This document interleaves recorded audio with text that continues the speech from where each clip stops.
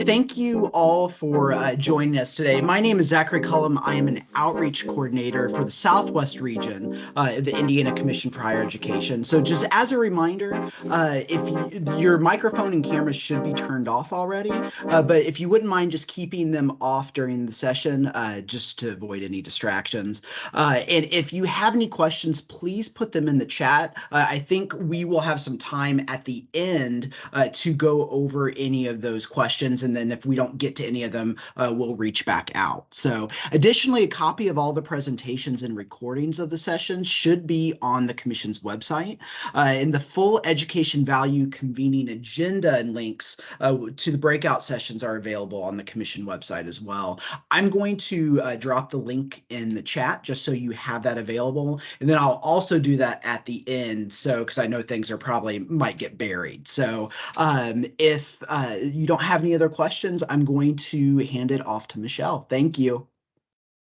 Great. Thank you, Zach. I appreciate you helping today. So, and for those of you that are just starting to pop in, it appears there's some setting different in this one than the others. So you may see where you can advance my slides. If you could just not do that for me and let me advance them, that would be great. However, I'm going to tell you when I advance this first slide, and if you don't see that, you might need to click a Make Live button at the bottom of your screen, and you should be able to follow along with me.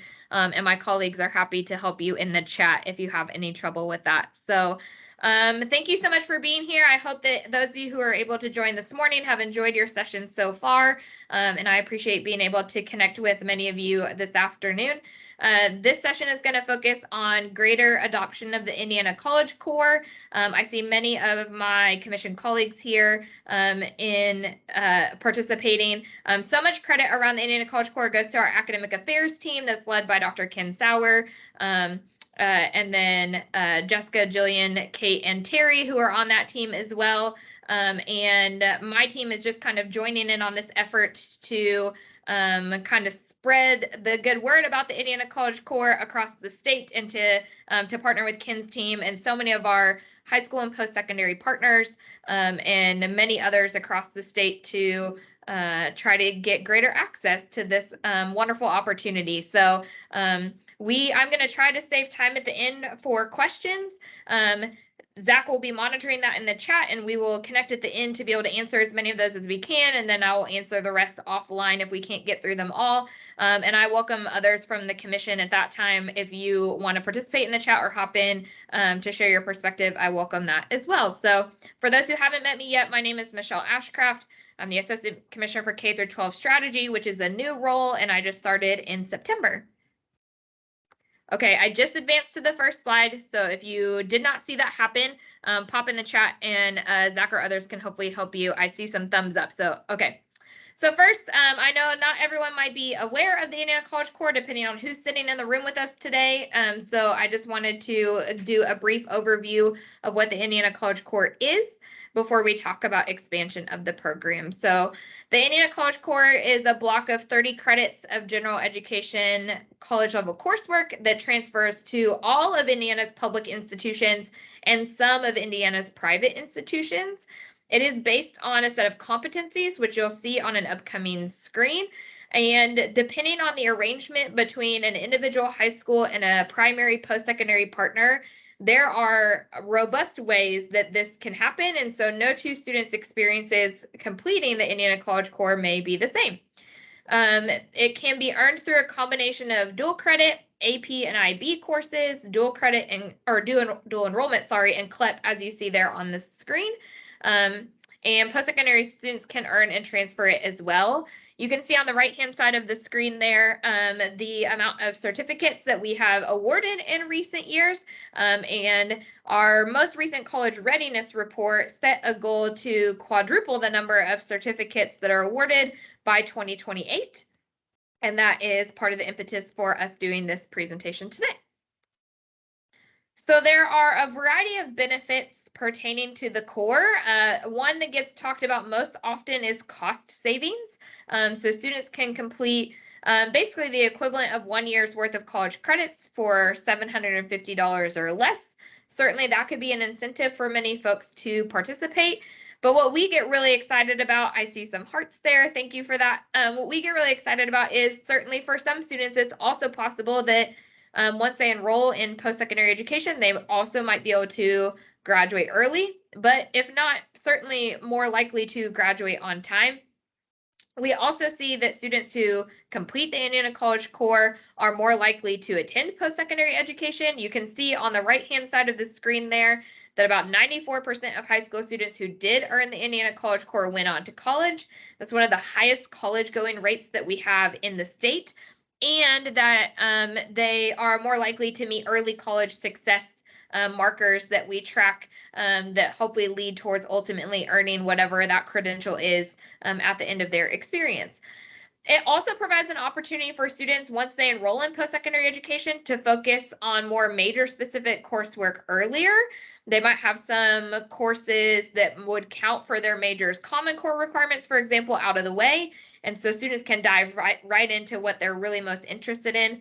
And really something that I get excited about is the opportunity to supplement their educational experience with other opportunities as a result of coming in with having these 30 credits completed already. So perhaps they want to supplement what they are most interested in studying with a double major or adding a minor, might be able to make room in their plan of study for studying abroad or doing some other sort of immersive experience such as work-based learning or undergraduate research. And it may be that they could also enter graduate school or the workforce earlier. So there's been a lot of talk about cost savings, but there are a variety of benefits that students who earn the Indiana College Core could have outside of cost as well. These are the core competencies that are the foundation of the Indiana College Core. A category under foundational and intellectual skill, or foundational intellectual skills, and then ways of knowing. And so I want to spend a little bit of time talking about where we are today, and then I'll certainly talk about where we hope to go in the future. This shows the number of high school graduates who have earned the Indiana College Core by institution. So for a long time, Ivy Tech and Vincennes were our primary partners. You'll see on a future screen the number of partners that we have who have joined to come on board in this effort. And certainly we have made some really great progress, and the outcomes are fantastic. So we're looking forward to working with all of our primary post-secondary partners for the Indiana College Core to expand this effort. So speaking of that, on the right-hand side of the screen here, you will see who those primary post-secondary partners are.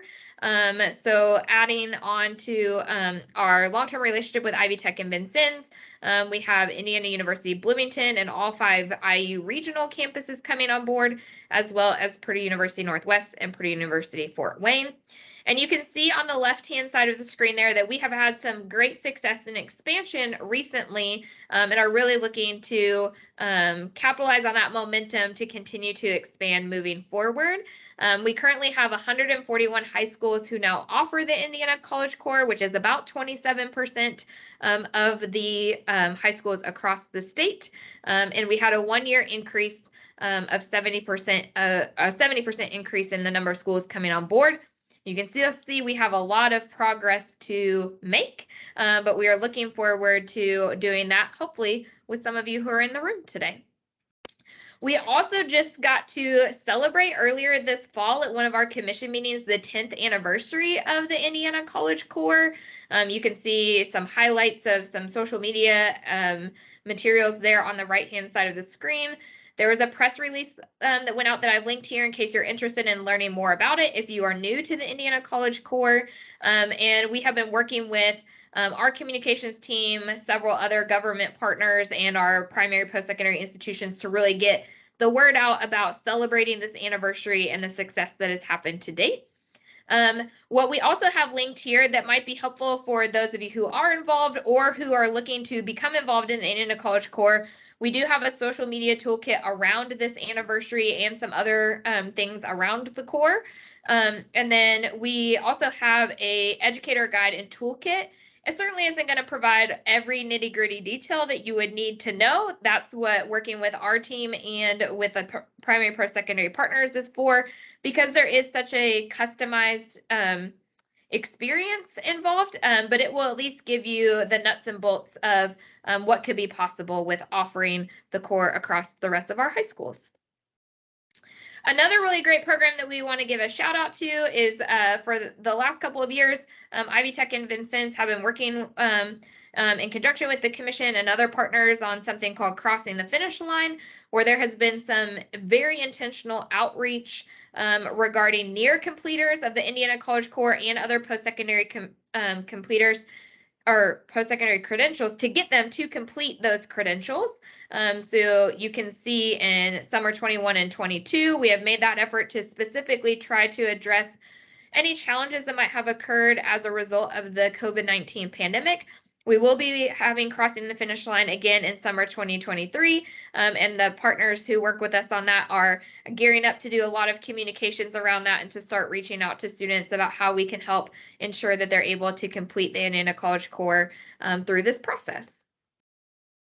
We have a wonderful map on one of our websites that we can certainly drop into the chat later for you to be able to access. I've taken a screenshot of it here, but this just shows where those 141 current Indiana College Core delivery sites are located and the distribution by our primary post-secondary partners. Also, if you were to go back to this PowerPoint or the recording on our website, you can see that I have linked to that specific map here at the bottom of this slide so that you have easy access for that as well. So we have a few goals around the Indiana College Core that have been publicly stated. I shared earlier that in the Commission's most recent college readiness report, there was a specific goal called out to increase the availability and strategic use of dual credit, and specifically quadruple the number of high school seniors that earn the College Core or the Indiana College Core by 2028. Then I started September 6th and September 8th. We were at one of our commission meetings at IU Bloomington, and we talked about how we wanted to eventually get to the point that all Indiana high school students had access to complete the Indiana College Core.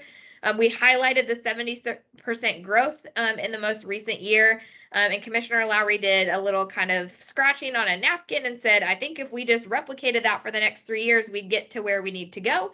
And so that was the first goal that was handed kind of across the room publicly of let's see if we can pursue in the next 3 years getting all of the rest of the Indiana high schools on board to offer the Indiana College Core. Part of the reason why this matters, I think you've seen these charts probably in most presentations today, is we do have a declining college going rate in Indiana.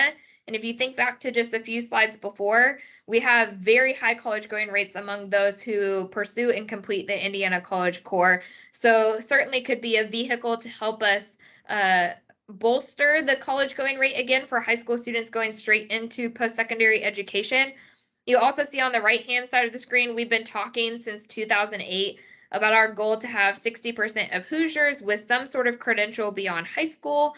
And so these two things are working in tandem that really we want to help as many folks get access to post-secondary education as we can.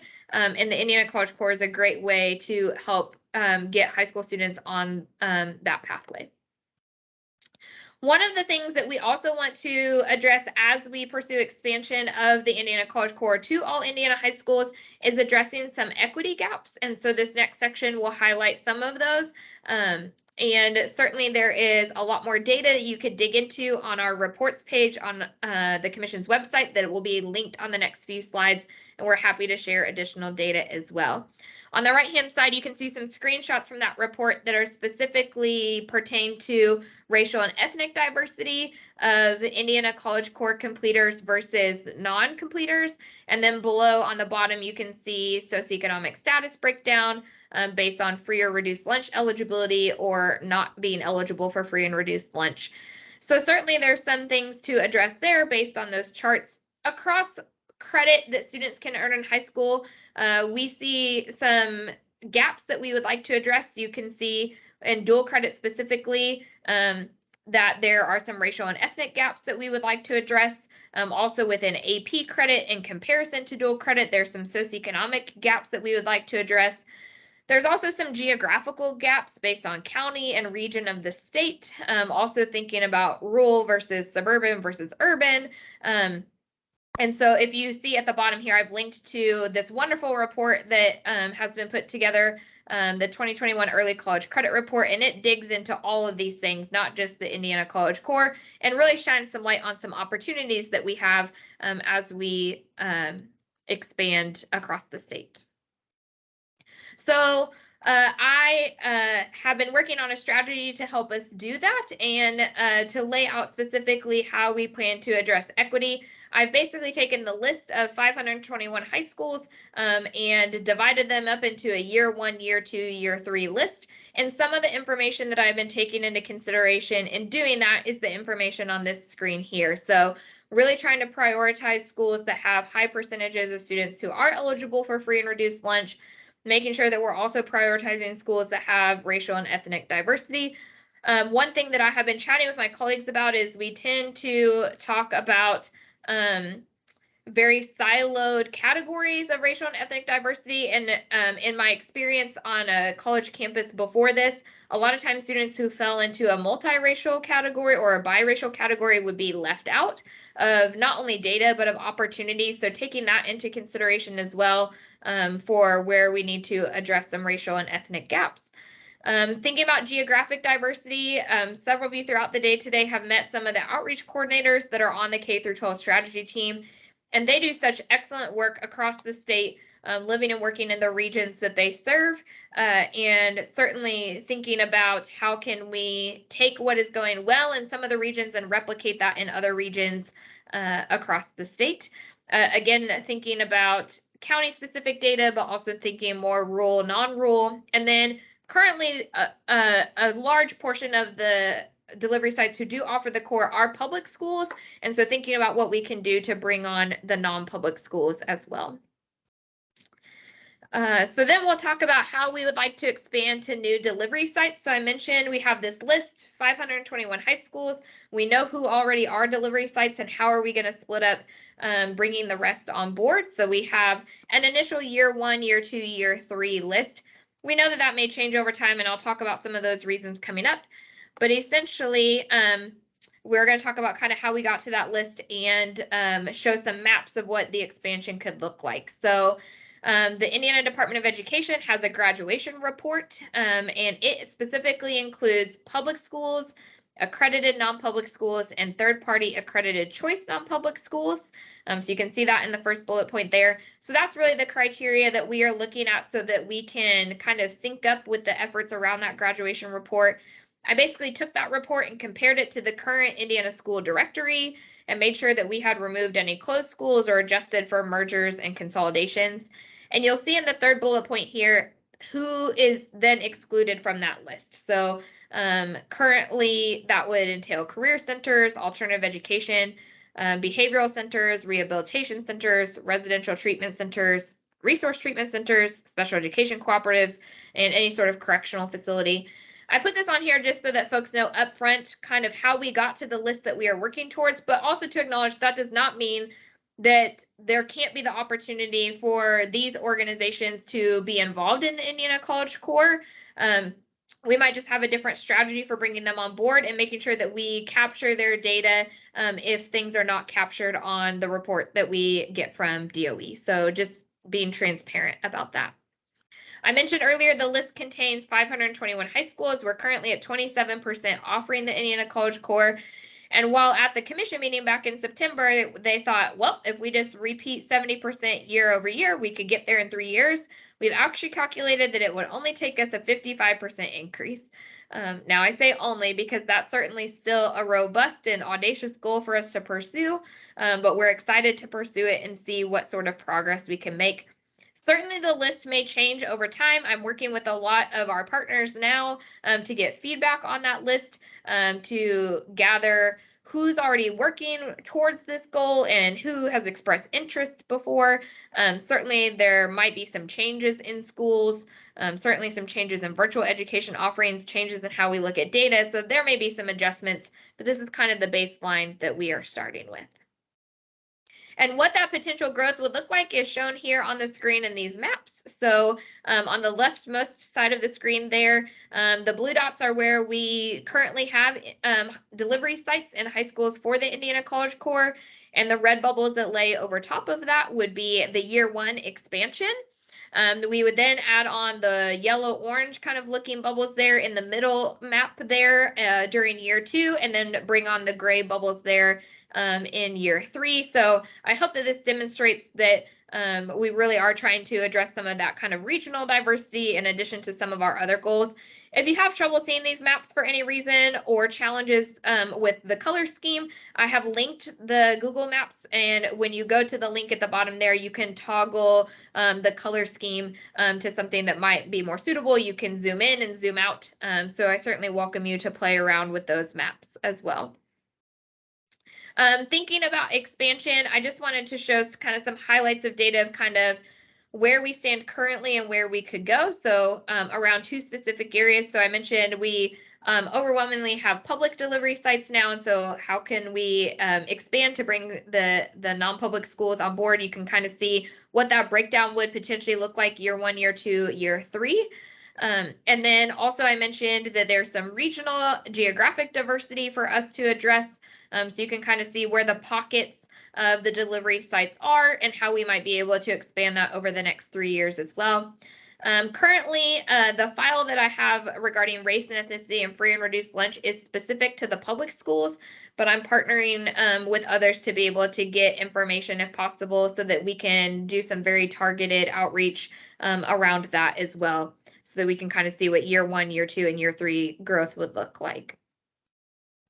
So then moving on into implementation, we kind of have some next steps outlined. So we have been through the Indiana College Corps Expansion Working Group, meeting with post-secondary partners about the proposed expansion schedules, and really honing in on the good work that's being done across the state in tandem with the high schools who are already working towards this goal or interested in this goal, and then thinking about how we can reach out to others who maybe haven't thought about this opportunity before. We also are going to be working as a commission on even furthering the communication and marketing materials that we already have, and being able to expand upon those to provide more materials for both the K through 12 side of things and the post-secondary partners as well. Really, we will be working with our primary post-secondary partners and my outreach team and others across the state to find high schools that are interested in coming on board with us and making sure that they get connected with post-secondary partners who can help them realize that goal. And then we're also talking about data that we'll need to collect and report out on in terms of students who are trying to achieve the Indiana College Corps and who ultimately earn that credential. But also I'm hoping that my team and many of our regional partners can help us also gather data on what some barriers might be. I'll highlight what some of the known barriers are, but there's probably certain ones that maybe we haven't thought of before, and we're really interested in hearing how we can help prevent those across the state so that we can provide this opportunity to as many students as possible. Some of those known challenges, I've mentioned that this is certainly a stretch goal. We're really excited to work towards this opportunity that all Indiana high school students could have this opportunity. But that 70% growth that I mentioned in the last year, really a lot of those delivery sites were in a really great position to come on board with us. And there's certainly going to be some work ahead. Additionally, as anytime that you scale something, you want to make sure that you maintain quality. And we want to make sure that every student has a really quality experience in pursuing the Indiana College Corps. So we'll be monitoring that as well. There's certainly some challenges around just delivering the core in terms of teacher staffing shortages, potential those who are eligible to teach these courses retiring and needing to think about who will step in to fill those shoes. Thinking about education and training requirements and licensure requirements, and certainly just the pipeline of educators across our state as well.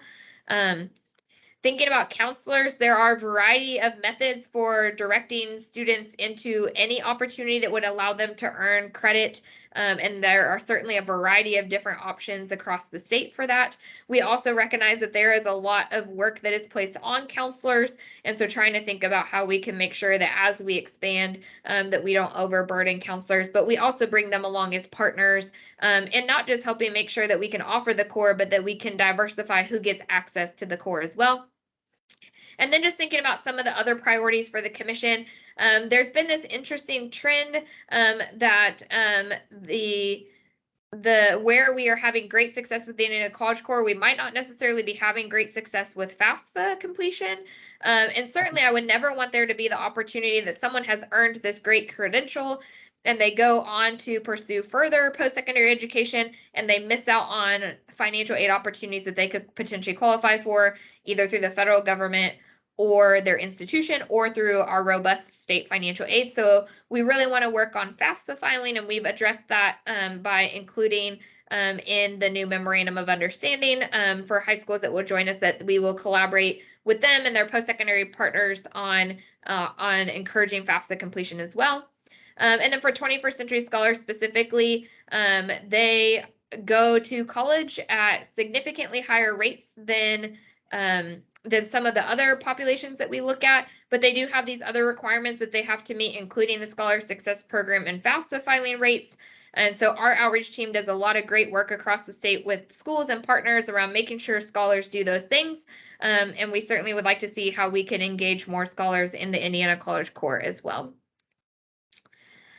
All right, so criteria to become a host delivery site. There's a robust document that we can share. This just kind of highlights some of the key points from that document.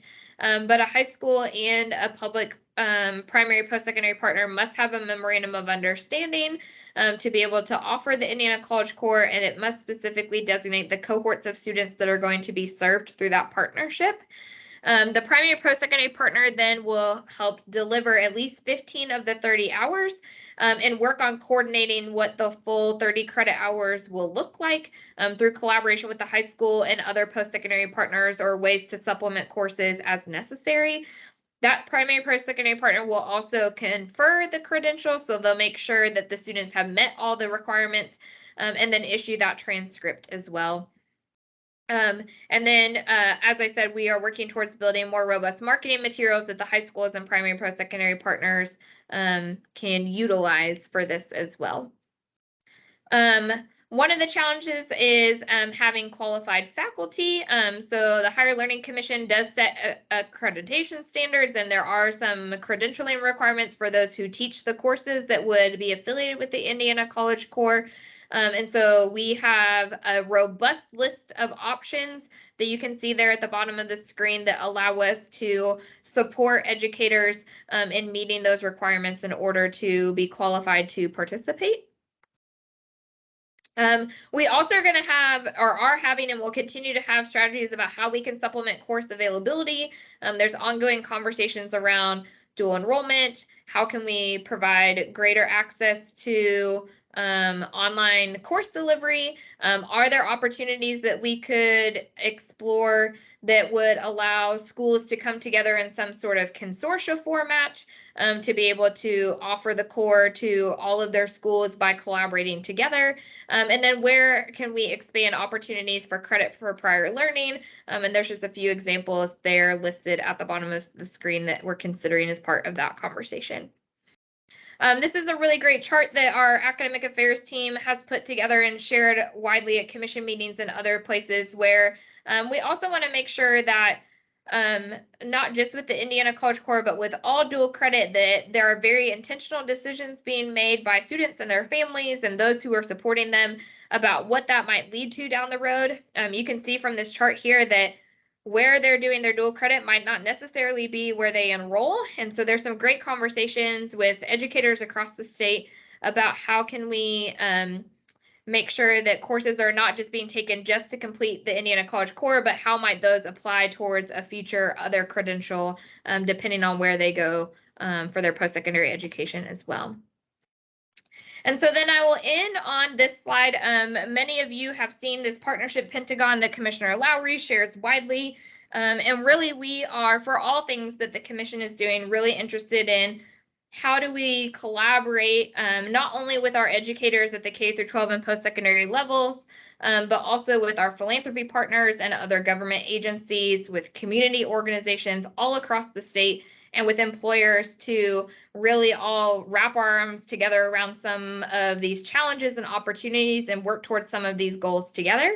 So I've just put some opportunities here on the screen, certainly not necessarily a comprehensive list of all the opportunities that we could work on together, but certainly we're hoping for as much advocacy as possible to high schools for coming on board, for offering the Indiana College Corps. There's a lot of conversations that are going on, not just about incentives for teacher credentialing in terms of covering the cost of earning those credentials, but how else can we provide incentives for educators, knowing that they're giving up their time to earn those credentials to be qualified to do this. Certainly, what can we do to work towards more encouragement of diverse student population and pursuing the Indiana College Corps? There's ongoing efforts for support for enrolling in Scholar Track, which is our state financial aid system, so students know what aid opportunities they have eligible to them.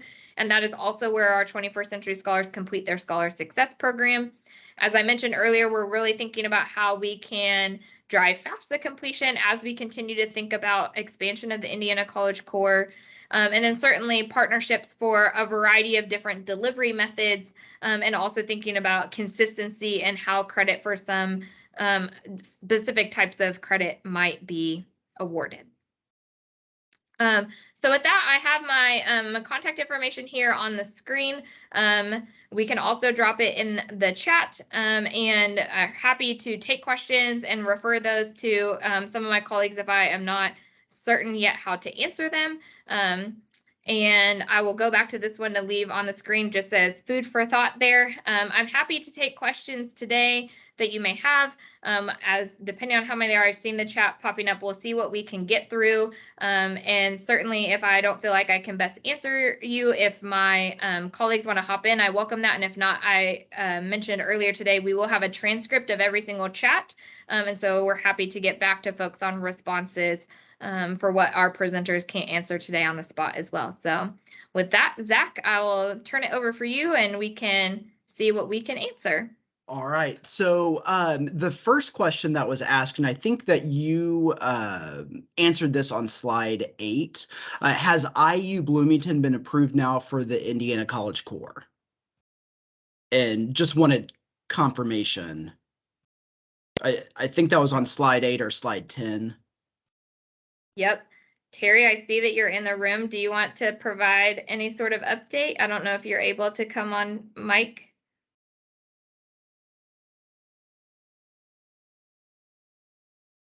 Doesn't look like it yet.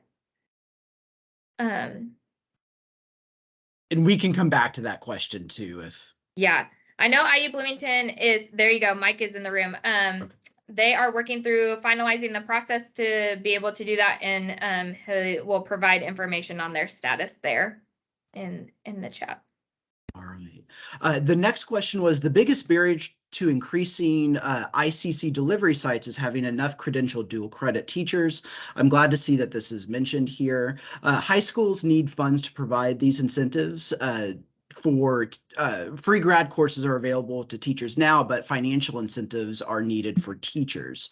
High schools need funds to provide these incentives. Does the commission have plans to help with such funds, or at least advocate to the state legislature for this? This yes. was during slide 25. Yes, I saw that pop up. I'm grateful for you talking about that. This is something that we have been talking about in the last few exec meetings that we have had. Is while there is great support resources for the cost of earning those credentials, certainly there's a lot of time and energy that gets put into that as well.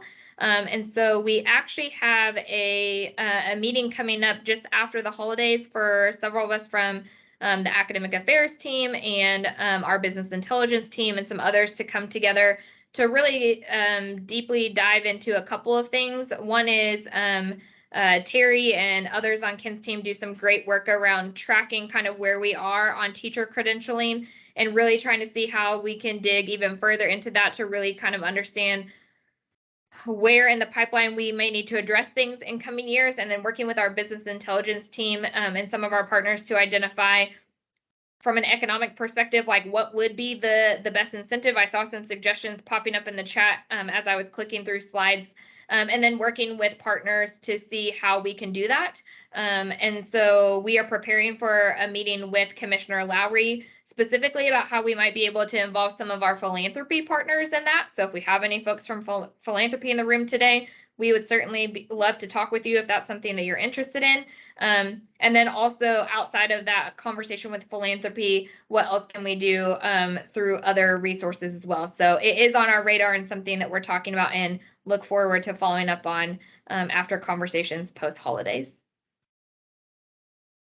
The next question is there a list of high schools that currently offer the core and a list of the sites that we're potentially bringing on in the next 3 years?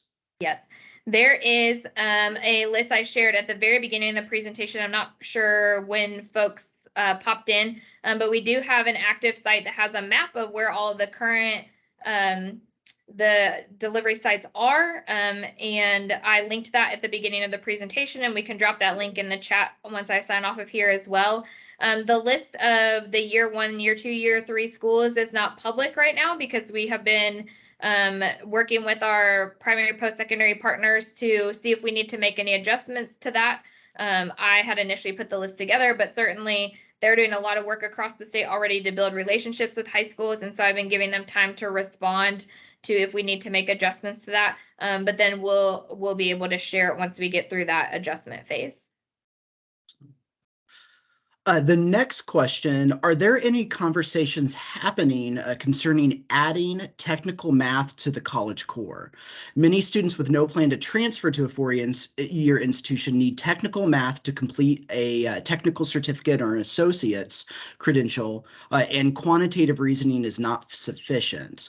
For many of those students, STEM math is an attainable option. Not only would this help more students towards their educational goals, but it would also help us move the needle towards the Indiana's 60% goal. Yeah, I cannot specifically answer that question, but I can tell you that the team here who works on all things credit in high school has conversations about what courses should be offered through the core and which ones should not. And so there's certainly ongoing conversations about that. There's also a lot of conversations across, we have some opportunities across the commission to support STEM education. And so there's ongoing conversations about that as well. So I'll take that specific question back. I think that because of settings, we can't have the other folks unmute themselves right now, I have realized. So I'll take that back to their team. We'll certainly follow up with the person who asked that question. Or they're welcome to respond in the chat as well. The next question, is there any consideration for flexibility for educators with diverse backgrounds to be made eligible to teach dual credit coursework that overlaps with their prior educational and professional background? I spoke with a local math teacher whose first degree was in engineering, worked in that field, and now teaches finite math at a high school, but does not have an interest in taking additional math coursework to complete a master's degree to be eligible to teach finite as a dual credit course. It seems like they would have the necessary background to teach this topic without additional coursework. Yeah, I learned of some information yesterday that I don't think that I can share yet, but I can tell you that there is ongoing conversations about what we can do to make the opportunity to teach dual credit courses easier for educators and to certainly diversify those who are able to do that as well. The team here are great advocates for working with our HLC partners around strategies for being able to do that. And so we always welcome suggestions, and I can attest to great advocacy for how we are able to make the process of becoming qualified to teach dual credit easier. And so I'm sure that they are thinking about that already, but I'll make sure that they have that note as well. How can we be thinking about long-term wage increases, not one-time incentives? Well, that is definitely not a question that I have an answer to on the spot for sure, but we certainly, I can tell you, part of my role, being a new role at the commission, is to certainly working with others at the commission too, to work closely with our IDOE partners and with others who support education across our state. And so there has been some working groups that have been going on that I have been participating in with partners from the Department of Education, as well as philanthropy partners and employer partners, and many of our community organizations that directly support education. So many of the folks you see around the Pentagon here. And so there has been some very robust like full day, multi-day meetings around what we can do to support the K through 12 education across our state, including our teachers. There's 3 specific work groups that were happening, and one was solely dedicated to recruitment and retention of teachers. And I know that there's going to be some official report of the recommendations that came out of that space come out. I'm not sure the timing of that, but those of us who have participated in those spaces have been going back and forth with folks giving feedback to make sure that they captured all of the things that were shared in those work groups so that they can prepare for those final reports. So there should be some recommendations coming around general recruitment and retention of teachers, as well as diversifying the teacher workforce across our state, and certainly salary is part of those discussions. And then let's see. The next one, attached is a link to MD programs in the US and their policies about AP credit and community college courses for the required courses. Other professional fields such as physician assistant, physical therapy, etc., are often more strict on this. Students would need to determine this on a school-by-school basis. Decisions about the Common Core impact students at the undergrad and beyond. Is this part of the discussion? I know there is a link that they link out to, so I don't know if can't see the link right now. Yeah, I can tell you, I'm not, make sure I understand your question, but in terms of what can count for a variety of things in terms of AP credit and other forms of credit, certainly ongoing discussions all the time. I shared a little bit earlier, I'm not sure when this person popped in on the slides, but certainly ongoing conversations about what AP credit counts for and how institutions weigh that credit, other types of credit as well, including CLEP and IB and those sorts of things. So we are always having ongoing conversations about all the different offerings of credit in high school and how that translates to the post-secondary space. And I believe that is all the questions that I've seen, unless I missed one. Great. Excellent. Well, I can stay on for a little bit as folks start to hop off. A couple things that I will share as you look towards finishing out the day with us. I have access to, there's several of us who have planned the event today that have access to all of the event links for today. And so that gets us access to all the transcripts from the chat. And so we will be putting those together to make sure everybody's questions did get answered. For the ones that we weren't able to answer on the spot, that we make sure that we follow up with folks individually. We also will be able to continue to respond in those chats. So if you're interested in seeing that ongoing conversation, just make sure you don't remove yourself from the chat. We also have recorded every single one of these sessions, and so they will be live as well. So if there was something you want to come back to, or you wanted to see what other sessions that were held concurrently, you can go back and watch those. If you officially registered for today, you will get an email when those are live, and we'll be able to go directly to the same website where you have access links today to do those, and PowerPoints are already up on the site. So you can certainly go and download those as well. And I see that Zach is sharing that link there again. So if there are further questions that we can answer, certainly direct those. I'll put this back up. Certainly you can email me. Also, our entire exec staff, our email addresses are on our commission website. And I know many of you are connected with many folks on our team as well. You can also continue to post questions in the chat, and we'll be happy to get back to you. So the last part of the day is wrapping up. Everyone will be in the same space for a panel with Commissioner Lowry and the leaders of our partnership Pentagon. So you should be able to click over to that link when time is ready, and we'll let everyone back in that space over there. So thank you for spending time with us today.